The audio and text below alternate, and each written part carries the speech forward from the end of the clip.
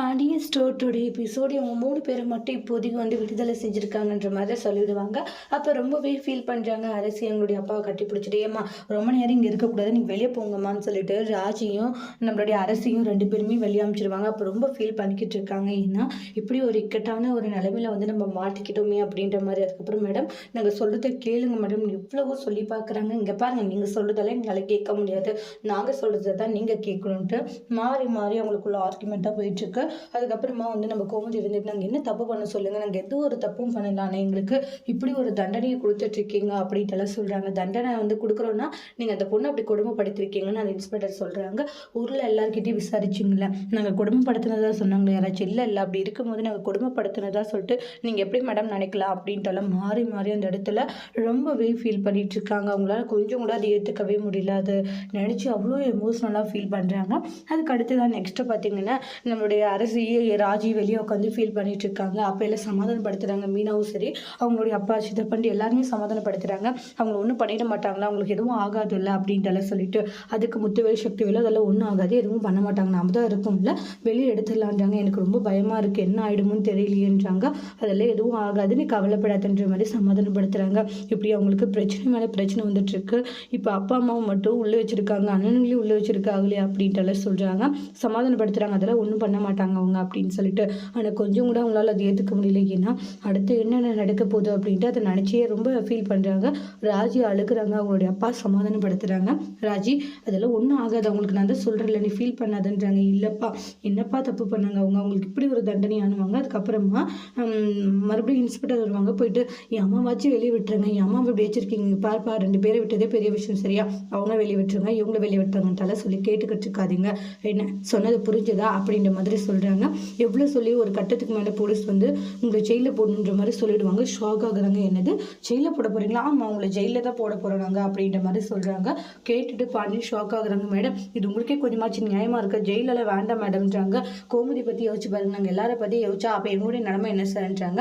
எங்களுடைய டியூட்டியை நீ கரெக்டாக செய்ய விட்டால் அது உங்களுக்கு நல்லதுன்றாங்க.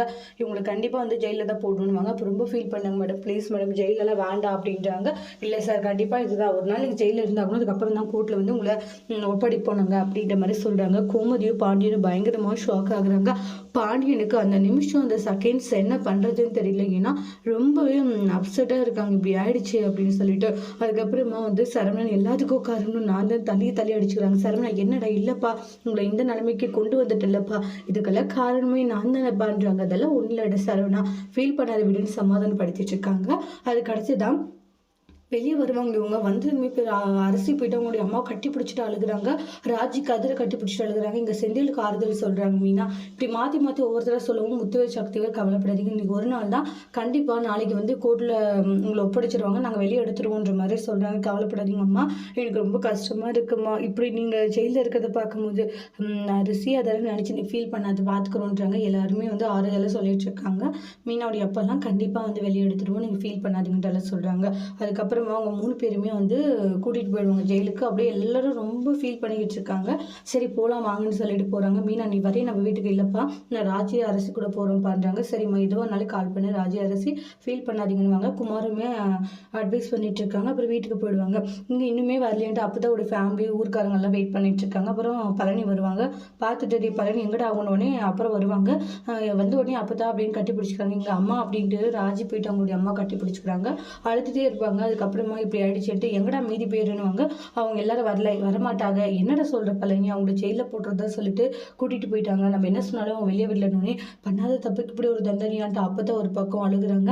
அதுக்கப்புறமா ரொம்ப கஷ்டமா இருக்கமாச்சு அப்படின்ட்டு ராஜி ஒரு பக்கம், நம்மளுடைய அரசி ஒரு பக்கம் ஃபீல் பண்றாங்க. அதெல்லாம் ஒன்றும் ஆகாதுன்றாங்க. சே நல்லவங்களுக்கு காலமே கிடையாது அப்படின்ட்டு எல்லாம் சொல்லிட்டு அப்பதான் உடைய மருமகள்லாம் ஃபீல் பண்ணி அழுதுட்டு இருக்காங்க.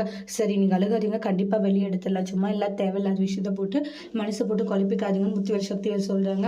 அம்மா ஜெயிலில் இருக்கும் போது எப்படி இருந்துச்சு தெரியுமா அப்படின்ட்டு எல்லாம் ஃபீல் பண்ணாங்க. ஒரு மாதிரி எமோஷனலாக ஃபீல் பண்ண ஆரம்பிச்சிடறாங்க முத்துவேல் சக்திவேல். சரி நீங்க வீட்டுக்கு போங்கன்னு.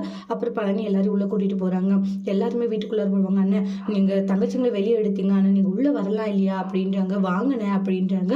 சரின்னு சொல்லிட்டு முத்துவேல் சக்திவேலும் பாண்டியனுடைய வீட்டுக்கு முதல் முறையாக காலை எடுத்து வைக்கிறாங்க. அப்போ நம்மளுடைய அரசி எல்லாருமே மொத்த பேர் திரும்பி பார்ப்பாங்க. அதுக்கப்புறம் ராஜி அவங்களுடைய அம்மா கட்டி பிடிச்சிட்டு அழுகுறாங்க. அப்பதான் சமாதானப்படுத்துறாங்க. முத்து சக்தி ஏதாச்சும் பண்ணணும்டா உட்காருங்க அப்படின்னு சொல்லிட்டு மீனா உட்கார சொல்லுவாங்க. உட்காந்துட்டு நிறைய விஷயங்கள பேசிட்டு இருக்காங்க. முத்துவேல் சக்திவேல் அழுகாதீங்கம்மா, கண்டிப்பாக வெளியே எடுத்துடலாம், இப்படி அழுதுகிட்டே இருந்தீங்கன்னா எப்படி சொல்லுங்கன்றாங்க. ஃபீல் பண்ணாதீங்க, எப்படியாச்சும் வெளியே எடுக்கலாம்னு சொல்லிட்டு ஆறுதலாக பேசி அவங்கள சமாதானப்படுத்துகிறாங்க. நீங்கள் என்ன சொன்னாலும் எங்களால் நார்மலாக இருக்க முடியல, ஏன்னா அந்த விஷயங்களெல்லாம் யோசிச்சு கஷ்டமாக இருக்குன்றாங்க. அதெல்லாம் ஒன்றில் வெளியே எடுத்துடலான்றாங்க. அதுக்கப்புறம் முத்து சக்தி அந்த பொண்ணு இப்படி ஒரு காரியம் பண்ணிடுச்சுன்றாங்க. என்ன பண்ணுறது, நல்லவங்களுக்கு காலம் எங்கம்மா இருக்குது, சும்மா எல்லாரும் இப்படி தான் பண்ணிக்கிட்டு இருக்காங்க, அதெல்லாம் ஒன்றும் இல்லை, வெளியே எடுத்துடலாம், நாங்கள் பேசிட்டு தான் வந்திருக்கோம் அப்படின்ற மாதிரி சொல்கிறாங்க. அதனால இன்னும் மேலே மேலே பேசி அவங்களை காயப்படுத்த வேண்டான்ற மாதிரி சொல்லுவாங்க. சரிடா பழனி பார்த்துக்கிறேன், நம்ம வீட்டுக்கு வரீங்களா போகலான்னு. இல்லை நாங்கள் இங்கே இருக்கோன்றாங்க. சரி பார்த்துக்கோங்க, பத்திரமா இருங்க, அதெல்லாம் ஒன்றும் இல்லை, வெளியெடுத்தலான்ட்டு முத்துவேல் சக்திவேல் ஆறுதல் சொல்லிட்டு அங்கே அந்த வீட்டுக்கு போகிறாங்க. அப்போ தான் அவங்களுடைய 2 மருமகள் எல்லாம் அதே வீட்டில் தான் இருப்பாங்க, பாண்டியனுடைய வீட்டிலே. பழனி இருந்துட்டு இங்கே பாருங்கம்மா, கவலைப்படாதீங்க அம்மாச்சி, எனக்கு ரொம்ப கஷ்டமாக இருக்குது அப்படின்ட்டு ஃபீல் பண்ணிக்கிட்டு இருக்காங்க. அதுக்கு என்ன சொல்லுவாங்கன்னா, நீ ஃபீல் பண்ணாது, கண்டிப்பாக வெளியெடுத்துடலாம். ஆனால் அந்த மயில பொண்ணு நான் என்னவோ நினச்சேன், ரொம்ப நல்ல பொண்ணு, அப்பப்போ வாசல் தெளித்து கோலம் போடுவது போதெல்லாம் நல்லா அப்படியே அப்பாவே புள்ளியாட்டம் பேசுவான். அப்பாவே புள்ள இன்னைக்கு இந்த மாதிரியான ஒரு கேவலமான ஒரு காரியத்தை பண்ணியிருக்கான். அந்த பொண்ணு இப்படிப்பட்ட ஒரு பொண்ணு நான் கொஞ்சம் கூட கனவுல கூட நினச்சி பார்க்கல, இப்படியே நல்ல வேஷம் போட்டுட்டு முதுகுலேயே குத்திட்டாலே, எல்லாரும் ஏமாத்திட்டாலே அப்படின்ட்டு சொல்லிட்டு ரொம்பவே கோபமாக பேசிட்டு இருக்காங்க. கொஞ்சம் கூட அந்த பொண்ணுக்கு மனசாட்சின்றதே கிடையாதா, இந்த அளவுக்கு ஒரு கல்லாஞ்சிக்காரியான ஒரு பொண்ணாக இருந்திருக்கா அப்படின்ட்டுலாம். அப்போ தான் ரொம்பவே எமோஷ்னலாக ஃபீல் பண்ணாங்க. இப்படிப்பட்டவளை நான் பார்க்கலன்ட்டெல்லாம் சொல்லிட்டு அதுக்கப்புறமா ராஜி அம்மா அவங்க வெளியே வந்துடுவாங்களா, அதெல்லாம் வெளியே வந்துடுவாங்க, ஃபீல் பண்ணாதுன்னுவாங்க. அப்புறமா அவங்க 4 பேருமே தனித்தனியாக ஒரு ஜெயிலில் போட்டு இருப்பாங்க. அதை பார்த்துட்டு ரொம்பவே ஃபீல் பண்ணிக்கிட்டு இருக்காங்க. தனித்தனியாக அவங்க 5 பேர் இருக்கிறத பார்த்துட்டு அதுக்கப்புறமா கோமதி நடந்த விஷயம் இன்சிடெண்ட்டை நினச்சி பார்க்குறாங்க. பாண்டியன், நம்ம செந்தில், கதிர் எல்லாருமே என்னென்ன நடந்தது, மெயிலில் எப்படிலாம் அவங்க பேசி அனுப்புகிறாங்க, இந்த மாதிரி அவங்க சவால் விட்டு போன எல்லா விஷயங்களுமே யோசிக்கிறாங்க. யோசிச்சு ரொம்ப ஃபீல் பண்ணுறாங்க. சரவணன் இருந்துட்டு ரொம்ப கவலைப்படுறாங்க. ஏன்னா மயில் கூட இருந்த அழகான ஹாப்பினஸ் மூமெண்ட்ஸ் இதெல்லாம் நினச்சி பார்க்குறாங்க. அவங்களுக்கு பூ வச்சு விட்டது, வெளியே ஊர் சுற்றுனது, இந்த மாதிரி மெமரிஸ் எல்லாம் நினச்சி பார்த்து கோவம் தான் படுறாங்க. ஏன்னா இப்படி ஒருத்த கூட நம்ம சந்தோஷமாக வாழ்ந்துட்டு இருந்தோமா, இப்படி ஒரு கேவலமானவக்கூடியா அப்படின்ட்டுலாம் நினச்சி ஃபீல் பண்ணுறாங்க. இங்கே பாண்டியன் ஒரு காலத்தில் கௌரவமாக வாழ்ந்துருப்பாங்க அந்த ஊரில்.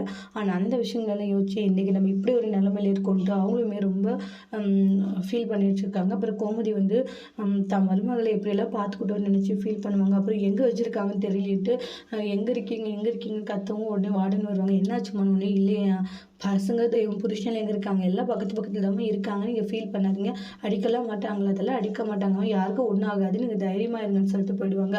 கோமதி கத்திட்டே இருப்பாங்க, இங்கே கதிர் எங்கே இருக்காங்க அண்ணன் அப்பா அம்மா அப்படின்ட்டு. கதிர் ஒரு பக்கம் கத்துன்னு கத்திட்டு இருக்காங்க. கத்தி யாருமே வராதுனால உட்காந்துருவாங்க ஒரு இடத்துல.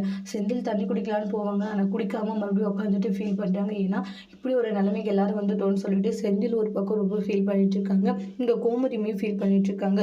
கோமதிக்கு ரொம்பவே தண்ணி தாகமாக இருக்குது. சரி தண்ணி குடிக்கலான்னு சொல்லிட்டு நம்ம கோமதி போகலான்னு போகிறாங்க. தண்ணி குடிச்சிட்டே பார்த்தீங்கன்னா ஒரு மாதிரி நெஞ்சு வலி வரும், தலை சுத்தல் வரும், நெஞ்சு பிடிச்சிட்டே இருப்பாங்க. குடிக்கணும்னு சொல்லிட்டு குடிக்கும் போது அப்படியே கோமதி மயங்கி விழுந்துடுறாங்க. ஆனால் அந்த பக்கம் இங்கே யாருமே இருக்கிறது இல்லை, ஏன்னா எல்லாம் ஆளாளுக்கு பக்கம் இருக்காங்க. ஆனால் யாருக்குமே இது தெரியறது இல்லை. கோமதி பார்த்தீங்கன்னா குடிச்சிட்டே மயங்கிடுவாங்க. மயங்கிட்டு ரொம்பவே அவங்க நிறைய விஷயங்கள் யோசிச்சுட்டு தான் மயங்கி விழுந்திருப்பாங்க. இங்கே பாண்டியனுமே கோமதி என்ன பண்ணிட்டுருப்பா, என்ன செஞ்சுட்ருப்பான்ட்டு யோசிக்கிறாங்க.